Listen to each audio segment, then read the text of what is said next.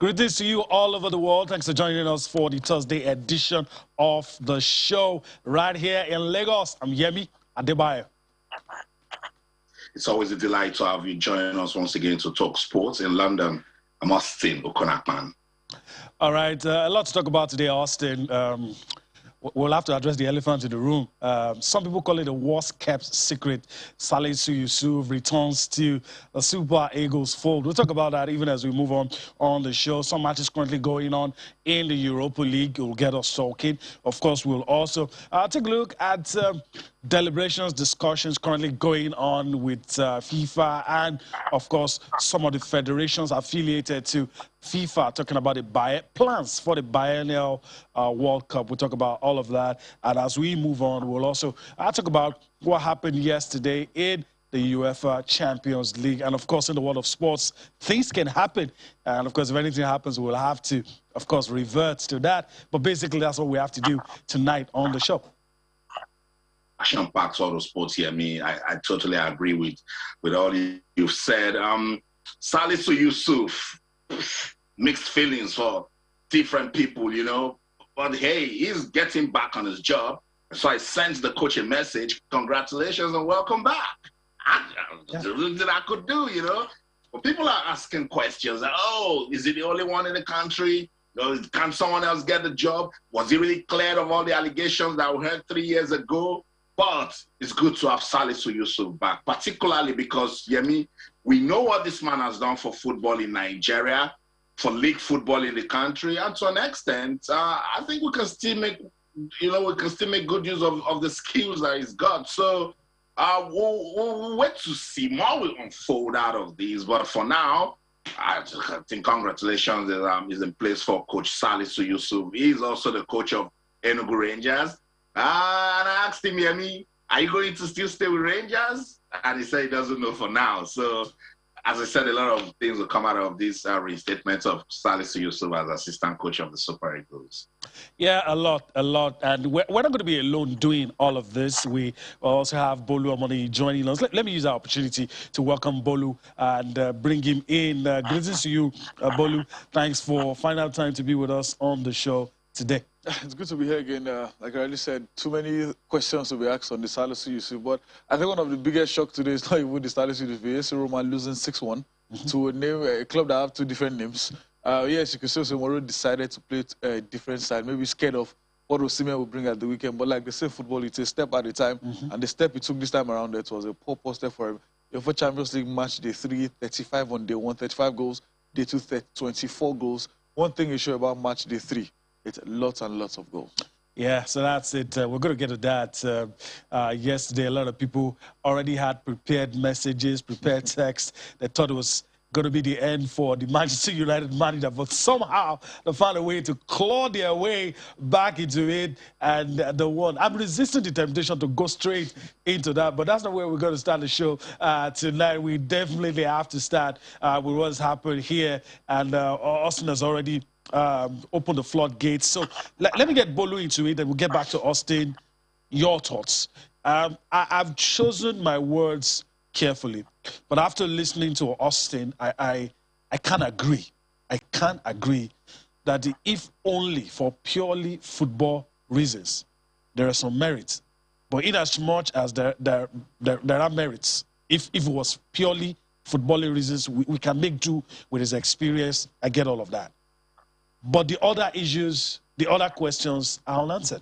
Well, I remember there were talks of, even while it was being banned, it was being paid. I listened to Amaju Pinnick on a radio show where it was like, well, if it happens, do we kill him? Do we this? And no, I believe there are rules. Yeah. There are certain levels to everything you do. And which brings the question, like what Austin Riley said, that are there no other coaches?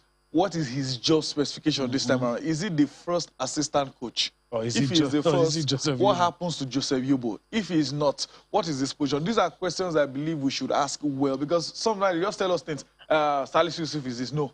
What is he coming to do? Is he assisting Yobo? Is he helping with home-based players? Because remember, during his days, he was literally in charge of the Chan team, Wafu, everything that has to do with home-based. So we need them to break down what he is meant to do in this squad, not just tell us he's the assistant coach of the team. No, there will be conflict. Remember, there are still 1 or 2 battles between the sport ministry and Amokachi's position. So we shouldn't just throw people to position that, okay, these guys is no. We need to know what is meant to do. But again, like you rightly said, the other discussions are there. Is he 100% clear of this? What are the merits? What are the demerits for everything? Lots of questions need to be asked. If these questions are not asked in a year or two, we'll still come back to the same discussion of what is this guy meant to do in this national team. Okay, I want to go back to Austin and leave the floor for him. But Austin, while talking, in your own words, something I remember, we shouldn't do things that will make us ask more questions. You should do things that by the time we review what you've done, then we are left, I mean, all the questions we had, I mean, has been answered. But now there are more questions. And we should do our job even as journalists, and I hope they get to answer us.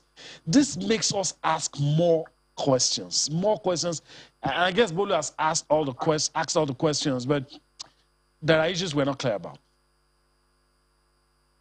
You know, as I said, Yemi, you know, this sort of situation, things will have different, you know, opinions about it, but as journalists and, you know, people who set the agenda, sometimes we want to stay in the middle and really understand the issues. First, again, let me emphasize to the Nigeria Football Federation, and in fact, sports administrators in Nigeria, public relations does a good job in avoiding problems and solving them. First, you shouldn't just throw out a press statement to say, Salisu Yusuf is back. How about you carry people along? How about we talk? How about you have a press conference? You have the man sit down there. The allegations were deep. It bothered around bribery. It's something that has to do with one's integrity, you know, one's level of responsibility. And at that time, Coach Salisu Yusuf was with the national team for the CHAN, you know, when this happened. So the Nigeria Football Federation is just something about how they communicate that we just need to keep asking questions until they start doing the right things, you know. As I said, if someone is coming back to a job, which to an extent goes beyond just, you know, representing his skills, but it's source of livelihood. I just send the coach a message. Congratulations, welcome back. What does this mean for football in Nigeria? What does this mean for Enugu Rangers? You are the chief coach. You just to ask questions. But I'm saying if they are called for a press conference, everybody sit down. You say, guys, you know what happened 3 years ago? We have done this investigation. We've done that investigation. I've seen that, look, this man is good to go. There's none of those allegations were wrong. And now Coach Salisu Yusuf will be back. Soft landing. And the questions won't be this much. Let's just wish Coach Salisu Yusuf all the best, and hopefully we will start doing things, you know, in a more professional way to avoid questions that shouldn't come up. Yeah, I agree with you. And for some people who might think, oh, what's all about all of these criticisms, I feel the man, they didn't help the man in this case. My opinion, they didn't help the man in this case. I mean, what's the brief? I'm very sure even Coach Salisu Yusuf, if anybody gets the opportunity to ask him all of this, in clearly stated terms, what have you been told? What is your role? And I agree with you. If you come out, you see all of this, all of the questions will be asked, and the man will go about his job. And none of this will be said. But now we are in all of this. We are asking the questions. We are answering ourselves. Conspiracies, we get into it. Then you could be blackballed and say, oh, you probably don't like the man. That's why you're saying all of these things. But all of that could have been avoided. I mean, there's an interesting question about what is the man's role? How does he fit into all of this? And if we keep going on with this, you know, people will start saying, oh, what's the media up to? What's the media done? What's the media trying to do? And all of that.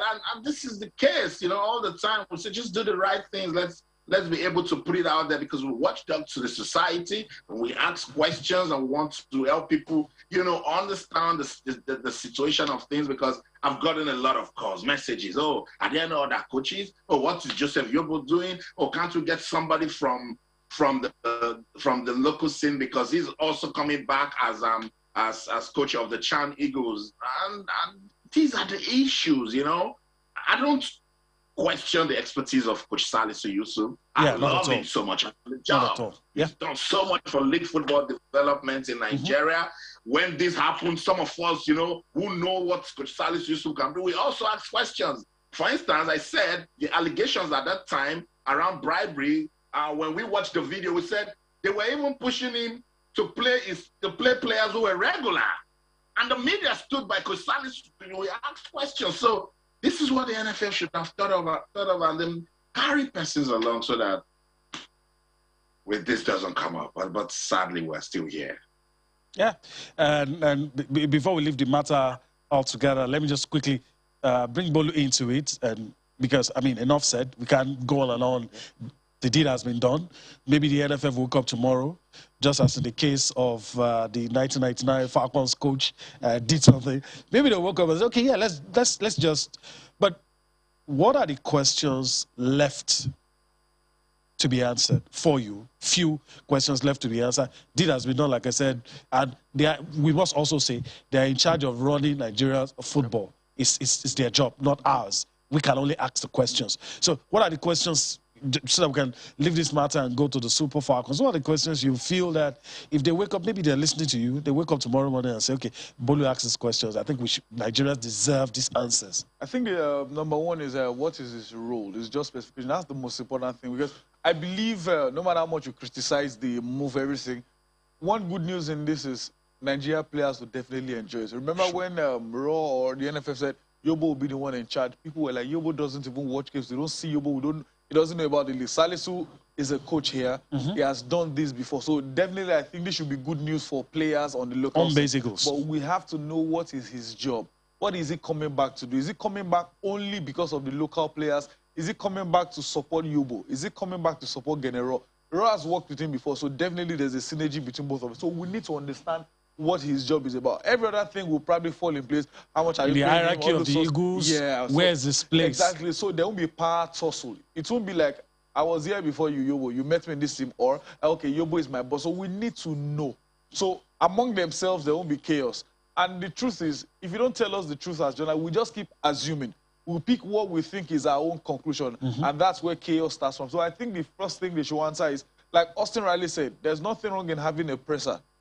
Let people ask whatever question they want to ask. Anything you don't want to answer, there are always ways of going around it. So let's know who is. So by tomorrow, by Monday, we can easily tell you, this guy is here because of this. Yeah. Everything they said about him, this is true, this is false. So we need to know what he's coming back to do. Is he just an assistant to Yobo, to Raw? That's just a big thing. All right, we need to clear things up. Let's move on the show, and let's talk about the Super Falcons of Nigeria. Of course, with should I say one leg? No, let me just say half of the job done now after beating Ghana. Austin, let's just quickly talk about this.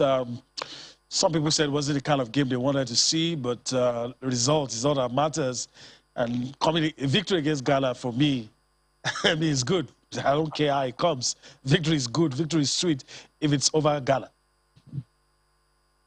No, and we talked about the importance of this game before it was played, you know, and in a two-legged fixture, yeah, I mean, the way you win in the first leg matters a lot, you know. Shout out to Uchenna Kanu for stepping up, you know, scoring a brace to give the Super Eagles the Super Falcons that 2-0 win over the Black Queens of Ghana. But there's still so much more to play for on Sunday. I love the vibes coming after the first leg victory. Asisa Doshala, for instance, said they are ready and they're going to Accra to win in the second leg because this is very crucial. Two major competitions on the line: the Africa Women's Cup of Nations and the World Cup, you know, qualification. So I don't know. Let me throw it to Bolu, who is sitting with you, Yemi. And Bolu, with what you saw in this first leg, 2-0 win for the Super Falcons. Are you confident that they can get the job done on Sunday? Well, let's start from the statement from the Ghana coach, Mercy, that her players were more intelligent than the Nigerians. And if you saw that game, it was very, very obvious. So much more that there was drama on the touchline for Nigeria. But again, we were more intelligent. We had better players than South Africa, but they defeated us at the same bench. So I think we have enough players to prosecute even that second leg. I don't think Nigeria will lose that second leg, but even if they lose, just qualify. A 2-1 loss takes them through, a 3-2 loss takes them through, a 3-1 loss takes them through to the next round. So I think they have enough to qualify. If they will beat Ghana in Accra, I'm not sure about that. But with the caliber of players we have, I'm excited for some of the players that got back into the team. The likes of Odega, who got to start the game, Tony Payne back into the squad, Ohale back. I'm saying with Ajibade, I'm happy these guys are back into the team. Unfortunately, the players who are back and started as Odega and Tony Payne were the ones who created the assist for the first goal. I think we have enough quality to still beat Ghana. I'm just angry at the lame format from CAF. We keep complaining about we wanting to do better at world stages, at the World Cup. And if two of our best teams are meeting even in the qualifiers for the African Women's Cup of the Year, it means, with the look of things, we'd likely have 3 quality teams out of the AFCON. So don't be surprised if you see the Super Falcons go on a jolly ride as usual, scoring 4, 5, then we think we've arrived until we now meet the best of the best at the World Cup, and we don't go past the group stages. So I think we need to revisit these format. It does not make any sense to me. But I think we have enough firepower, we have enough strength. Assisat was literally quiet in the first game against Ghana. Who knows, maybe Accra may be a new home. We gave them Nigerian jollof rice here. Probably we'll take the same thing to Accra, Ghana, and show why we are the best team on the African continent. Yemi, you do this to me sometimes on the show, and you make me stutter. So let me do it to you now.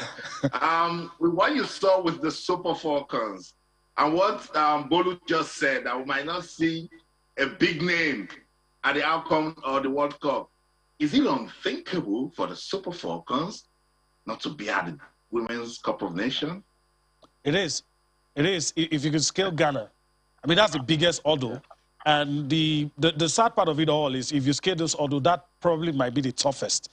And so it might make the girls relax. So it's unthinkable that if you cross the biggest hurdle, then you don't qualify for the AFCON, then you don't qualify for the FIFA Women's World Cup.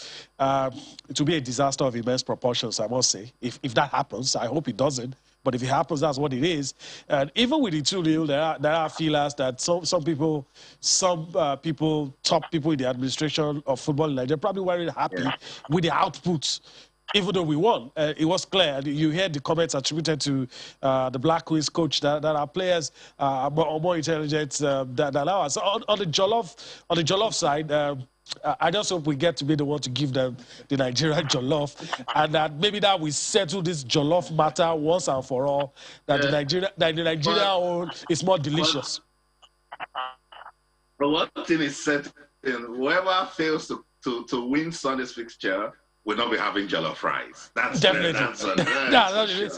That's what it is. But Bolu, I pushed it to Yemi, so Yemi has agreed that it's unthinkable because the Super Falcons, they are invincible in Africa, you know. But with what we've seen in the last 3 years, particularly with South Africa, put Ghana in the mix, put Morocco in there now. Yemi says it's unthinkable.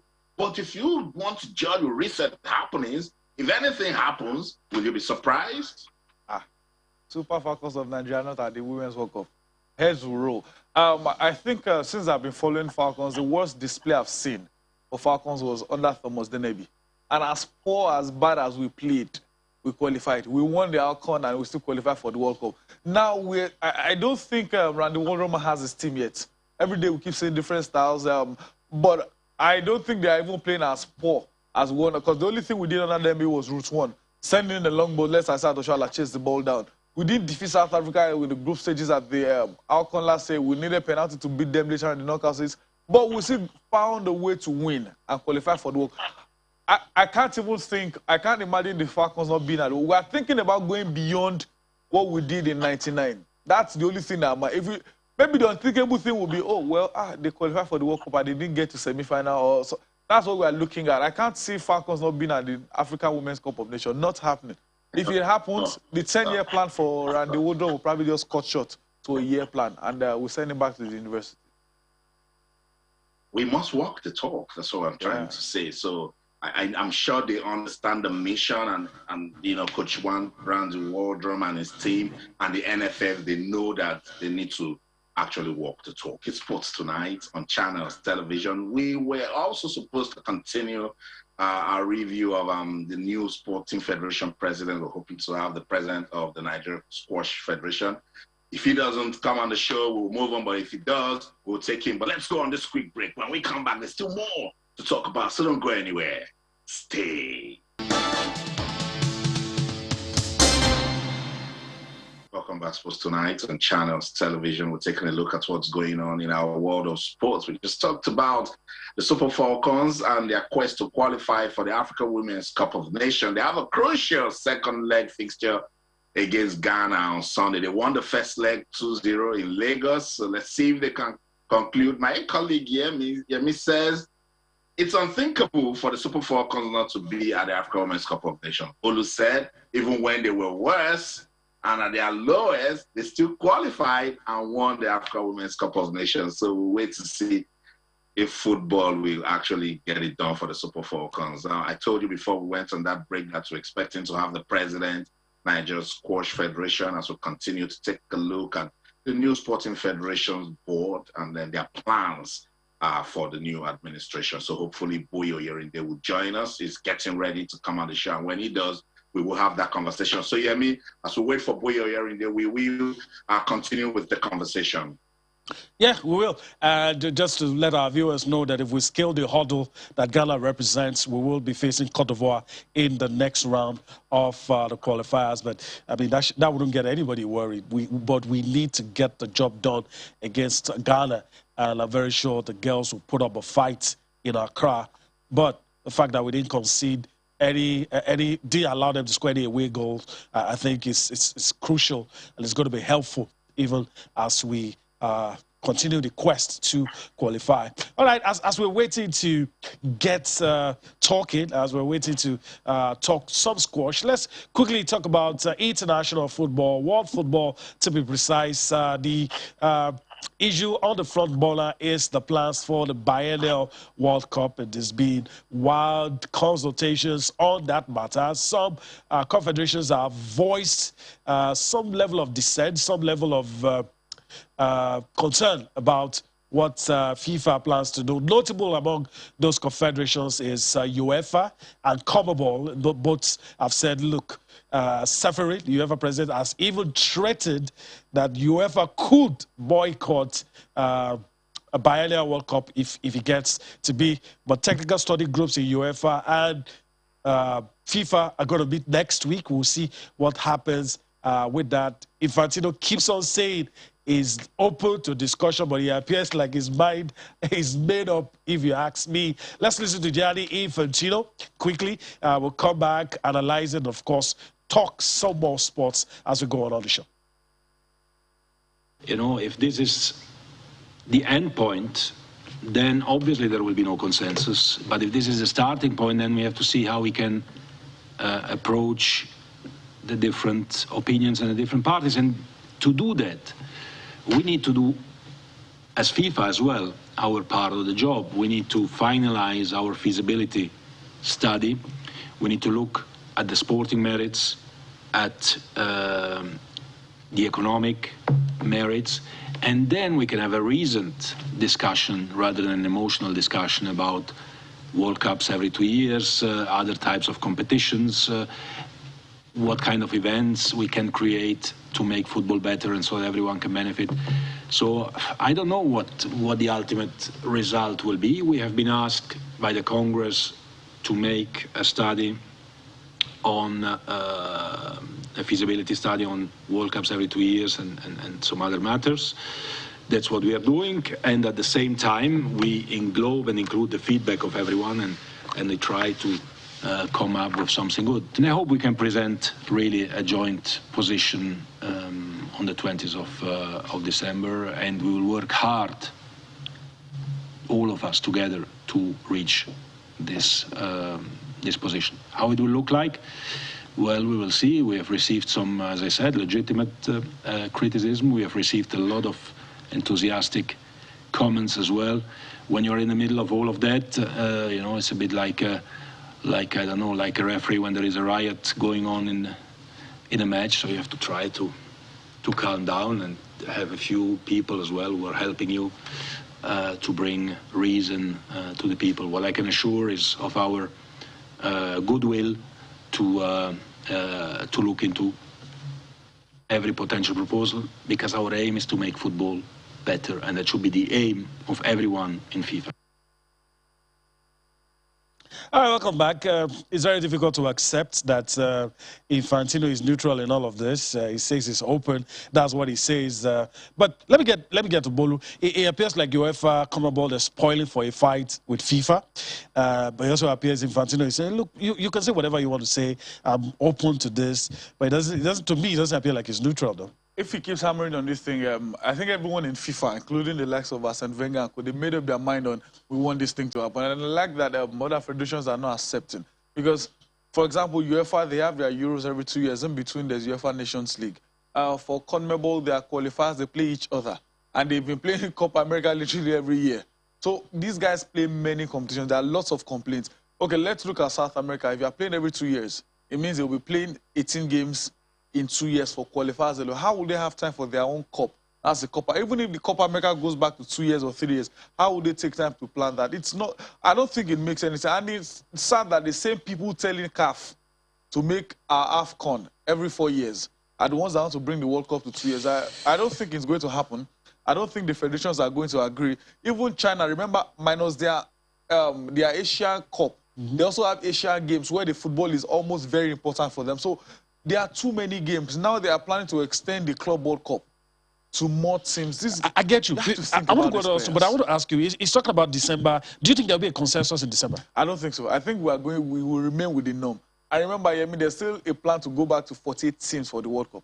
These guys should think about the players as well. All right, you guys should think about the players. That is where Bolu is living. Let me go back to Austin now. We're set to have that discussion on squash, and we'll get back to the football later on. So, Austin, let's get right to it. Yeah, I mean, before we get into that conversation, this talk about the biennial World Cup plans, I tell you, it will continue. Anything that you have Monsieur Wenger in there and he's saying you make a lot of money, it will be very difficult for FIFA not to agree. But anyway, tomorrow we'll try to take this a closer perspective because Super Eagles legend Emmanuel Amunike is part of that consultative, meeting. He has agreed to speak to us tomorrow. So Emmanuel Amunike, Kochi, I'm doing this to get you committed for tomorrow. So we're going to have Emmanuel Amunike come on the show and he will tell us more. So let's get back to the conversation. A look at sporting federations in Nigeria, their goals and objectives for the new administration because the elections we just concluded, I think, last month. New presidents have emerged. Some are coming back. And what are their plans? What is the vision? What to development is the president, Nigeria squad. More development of squash in Nigeria. Good evening, Boye. Welcome to Sports Tonight. Thank you very much, Austin. Good evening. I should have said great because I'm sure it's not yet evening in Canada. But good to have you on the show. Yeah, it's evening actually. It's about 4:30. Yeah, thank you. Okay, beautiful. So we're an international TV station, so greet everybody wherever they are watching us from. Boye, at about this time in 2017, I sat down with you. I remember when you just became president of the federation, talked about the goals and objectives that you have for the federation. 4 years after, have we recorded squad tonight? Oh, I lost you there a little bit. Austin. Oh, my. Okay, I was just saying that we spoke when you just became president in 2017. Yes. I remember I sat down with you in our studio in Abuja. I'm saying 4 years after, have we achieved progress with squash in Nigeria? Absolutely. We made some remarkable progress since then. 4 good years, tough years, yes. But yes, we definitely were not where we were 4 years ago. Right now, unlike then, now we have a functional website where you can see details about the squash in Nigeria. We have a ranking system. We now have the 4 clear categories: under 13, under 16, under 19. That constitutes our junior. And then we also have the senior category as well. In the 4 years, we've had many tournaments. In 2019, pre-COVID, we had 7 PSA tournaments in Nigeria. Our players grew in ranking without leaving Nigeria. In those days, we spent so much and we didn't get much out of it. But now we went to the drawing board and we realized that, hey, running the classics, our players can play locally and earn international rankings. And we did that. It elevated our games tremendously. And in that year, we were able to do that. In 2019 also, we were able to go to the Men's World Team Championship in Washington. First time in 20 years. The last time Nigeria was represented was in 1999. And right now, our players are playing, our junior players are playing fantastic. It's amazing to see the development in the last 4 years. Also, just before the elections, we had another training program for our coaches. We were able to bring in the coach that came in 27 years ago in Nigeria to train our players. I mean, you can imagine the experience he has garnered now. He came in and trained our coaches, certified our coaches at World Squash Federation level, and also trained our elite players. It's all been good stories to tell. There's been a remarkable difference between where we were then and where we are now. Awesome. Awesome, boy. I should have started by saying congratulations for winning the election and returning as president of the Nigeria Squash Federation. So congratulations to you and your new board. And I hear it was a very difficult election, but somehow you scaled through. With the new board that you have, what's the focus for this new term? We have really quite some good people on our board now, and progressive-minded people. So we hope that by the time we get our plans together, we will be able to really, really gain some momentum. The focus for us now is to build on what we did in the last 4 years. Now we want to better establish our coaches, because if you want to have good players, then you must have good coaches. So we want to ensure that our coaches are well trained in order to be able to bring out good products in our players. We want to be sure that our officials are of international standards. In the past, if you remember, those days when we used to run, when we were running high-dollar Lagos Classics, we used to bring in officials from as far as Pakistan, Egypt. Now we hope to develop our own officials to be able to do that, so we don't bring in any foreign officials to handle our matches. And then again, we're working on developing our players way beyond what we've done before. We hope to be able to, very soon, have our players represented at the World Junior Championship. Also, at the end of this year, we're working to having our players again, our top players, participate at the Men's World Team Championship in Malaysia in December 2021. Fingers crossed, we hope also to be able to take our male and female team.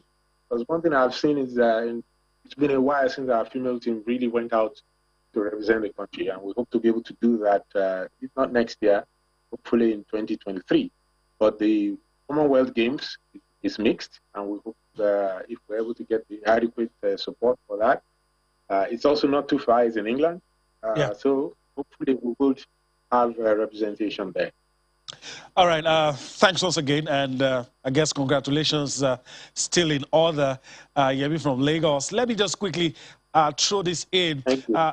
Let's talk about development of the game. I mean, that's what we're really concerned about here in Channels Television. I want to quickly ask you about newcomers to the game, people who love the game, people who are starting to see squash as a sport, not as leisure. So how encouraging is it for them? What are you doing to make it encouraging in terms of equipment, getting equipment, getting access to courts, getting training? You know, I'm not talking about national teams. I'm not talking about international competitions. I'm just talking about young boys and girls who love squash, want to participate. How are they going to get rackets, get courts suited for squash, equipment, training, all that stuff? It's quite interesting that you asked that question. One of the things we did in in our last in the last dispensation was we gave kits to 16 states, and in the last 2 months we also had another training program, and we gave kits to another 20 states. We're able to give kits to 20 all states of the federation, more or less, and the idea really is to allow participation by new comers, like you've just mentioned, where the coaches for the states have kits, and the kits stay with the coaches and courts. What we've done also, we've been able to identify courts that are available across the country, and what the coaches do really is to hold the kits and then use that to train as many people as come. They don't go away with the kits. The kits stay with the courts and the coaches. Again, also as part of our grassroots development program, we're approaching schools and we're getting sponsors to give kits to schools. That way we're able to catch them young and develop faster. Another way we're doing this is,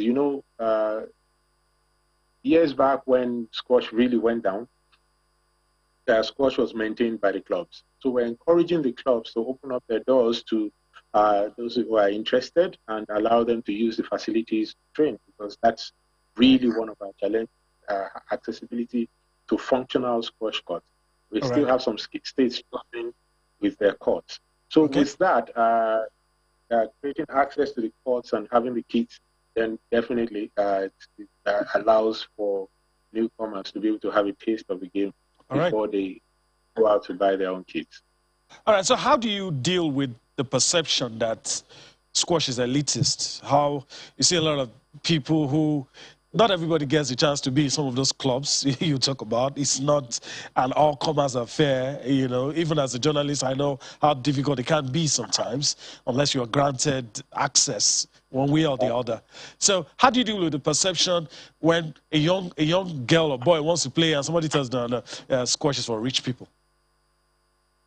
Well, I keep hearing that all the time, and it is neither here nor there, in the sense that everybody plays squash, everybody. And I give you an example. In Teslim Balogun Stadium, you have a club there called the Yellow Dot. The doors are open. They allow virtually everybody to come in and have a feel of the game. One of the schools in Sabu, Yaba, one of our ex-professionals, the child goes to the school, and what they've done is they've given kits to the school, and attaching one of the professionals to the school to support the kids and train them to be able to learn the game. Yes, I know, because of the cost of the kits for squash, it appears elitist, but the truth of the matter is you get sources for this kit at relatively reduced cost, and we also make them available for free to the coaches. I mean, not so many, but at least they have something to start with. Oh yeah, before I let you go, let's just quickly talk about what the world is trying to contain, COVID-19. How much of a problem has it been for the development of the sport in Nigeria? Well, it has slowed things down a bit. But, by nature, the close nature of squash makes it a high-risk sport. But we've been able to manage that. What we've done is reduce the number of people we have attending the events. That's locally, though, and then we try to, as much as possible, follow the COVID guidelines. On the international scene, you actually have the tournament holding without spectators, and then either the tournament is held in bubbles to ensure that the movement of players are controlled, and also that the COVID guidelines are also, it has slowed things down, but it's beginning to pick up again. I said thank you so much, Boye, for your time on the show tonight. Yes, wishing you and the new board all the best as you continue to develop squash in Nigeria. Thank you very much, Austin. Good to see you again. Good to see you too. Thank you so much. So thank you, and Yemi, thank you as well. Squash Federation. You're welcome. From Ontario, Canada. Yemi. All right, so that's interesting discussion there, and I'm encouraged by the fact that plans are there to integrate newcomers into the sport. Let's go to what is currently going on in Europe. Talk about the UEFA Europa League. Let's take a look at some selected results. Bolu already told us what happened to Roma. Napoli leading against Legia Warsaw. Rangers 2 goals up against Brøndby. West Ham continue their fine run in the Europa, 3-0 up. Real Betis and Bayern Leverkusen, that's the score, is a goal apiece. Lazio and Marseille, it's goalless. PSV Eindhoven and Monaco, it's 1-1. Sparta Prague currently trailing Lyon in that one. These are some of the results. Lazio and Marseille game has ended. So some of the results have ended, some currently going on. But let's talk about Napoli in 30 seconds. I did see Osimhen on the start list. Maybe it was being kept for... He came on in the second half, Okay. before the 60th minute, and he got the second goal for them. It just feels like everything is going right for him. He's unstoppable. Okay. Leon Balogun also scored the first goal for Rangers. Good day to win. And interestingly, they subbed him off to bring on Calvin Ugelumba. Okay. That's Calvin Basso. Interesting time, like we'll say all the time. In the Good Europa days, League for good days for Nigerians and Europa. All right, so that's it. We need to go on a break right about now. When we return from that break, still so much for you on Sports Tonight. Join us again.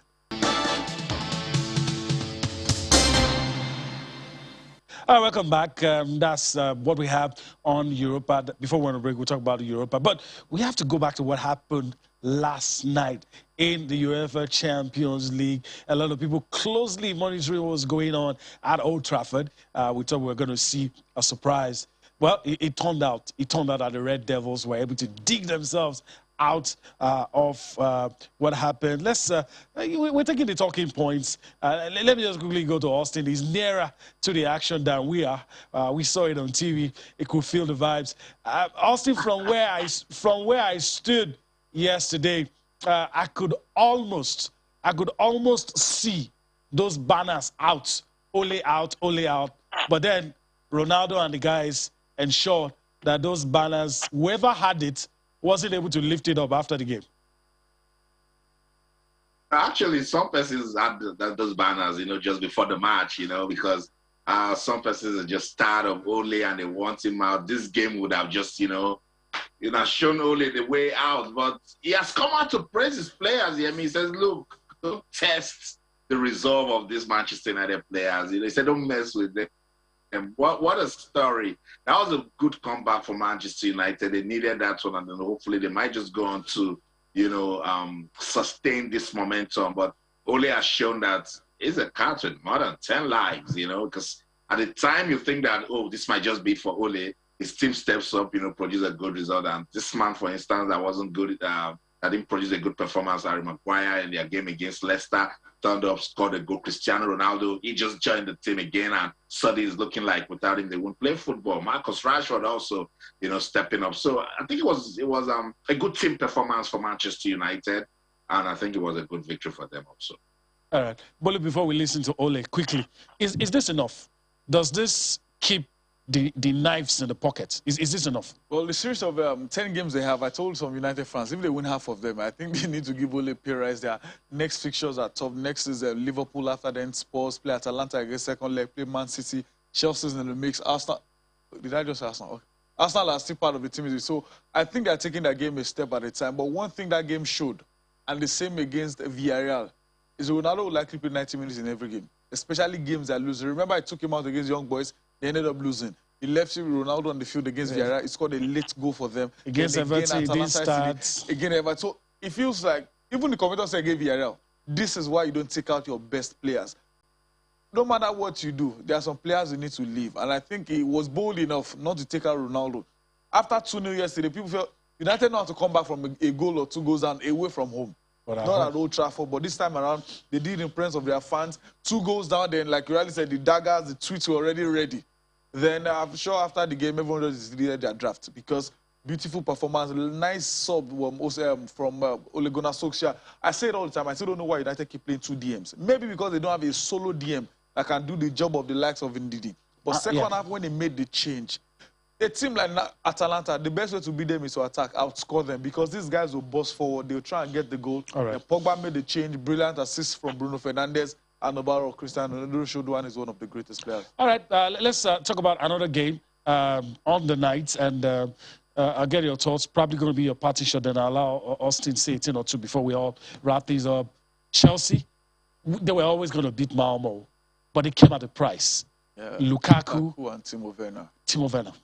I'm sure they will be praying and hoping that the results or the report from the doctors will just show just a slight knock, because those are not players who won. Yeah, Werner is not the guy that you go to for goals. He has just 2 goals in all competitions, same as Rashford in 2 games. But Werner does one thing. If you're a defender, you run all through 90 minutes because his pace, everything, positioning is top-notch. And for Lukaku, End product, not necessarily good, Lukaku is a big bully. I don't want to know who you are as a defender. You know this guy is disturbing. And before that game, Tuchel has complained about plenty games for He's him. Born out. And now he's showing. And I think let's wait and hear the result. But if those guys get injured, they will definitely be huge miss. But now there are some fans are saying, why did we sell Tammy Abraham? Why did we let go of Michy Batshuayi? This is the reason why sometimes you need a large squad, especially now that there are lots of games to be played. But again, let's wait for the final result. If these guys are injured, especially Lukaku, it will definitely be a big miss for Chelsea. All right, so Austin, let's get your thoughts in it as well. Like I said, you're nearer to the action. Those 2 guys, it's going to be a big miss. Instead of talking about the 4-0 victory, we're talking about those 2 guys. Those 2 guys are the only recognized strikers that they have. And if it turns out that they have lengthy spells, Chelsea probably will be in trouble. Yes, they will. But then again, I like what Bolu said about having depth in your squad, you know. And the hallmark of a big team is when somebody is missing, you shouldn't feel it, you know. You should be able to get players who step up and, you know, get the job done. And particularly in big competitions like the UEFA Champions League, you just need to step up, you know. Otherwise, you're going to put the first person in trouble. You will put in trouble is the coach. So Tuchel just needs to find a way that it needs to get into the mentality of his players, tell them, look, at this stage, everybody's special, and whenever we're out there, we must get the job done, you know. And I think that's what is doing it for them at the moment. But before we leave this Europe competition phase, let's just give a big shout out to Leon Balogun for that goal he scored for Rangers as they're about to win 2-0, and then Victor Osimhen also scoring the 2nd goal for Napoli. I think in all, it's been a beautiful week for Nigerian players in Europe. We saw Kelechi Iheanacho with 2 assists. Victor Moses, his team lost, but he also got 2 assists. So it's a good week here, man. It is. I agree with you. It's been so. Bolu, Barcelona were able to get the job done. They struggled. Are they getting back? They've been struggling to grind results step by step. Yeah, it's coming, but I'm still not convinced that the team, sometimes I see the setup, it feels like a default team in PlayStation 1. But let's see what happens to them this weekend. This is their Grand Classico. Now their resolve will be tested. Their resilience will be tested. If these young boys are probably going to be shaky or whatever, in Spain, there's La Liga, there's Copa del Rey, and there's the El Clasico. If you lose all 3 games, as a manager, you are definitely in trouble. All right. Okay. That's a good place to leave it on the show tonight. I want to thank Bolu Amoni for his time on the show. Hopefully we'll do this again some other time. Definitely. Always a pleasure. All right. That's the show today. We do hope that you've enjoyed everything we've been able to bring to you. We enjoyed this. We had fun. We'll be back here again tomorrow to do what we love doing best. I'm Yemi Adebayo. Bye-bye now. Always a delight to talk sport with you guys. Let's do this again tomorrow. Hopefully we'll have Emmanuel Amunike join us, and it'll be so much fun. In London, I'm Austin Okonakman, and everything you do, remember, keep talking sports. Bye for now.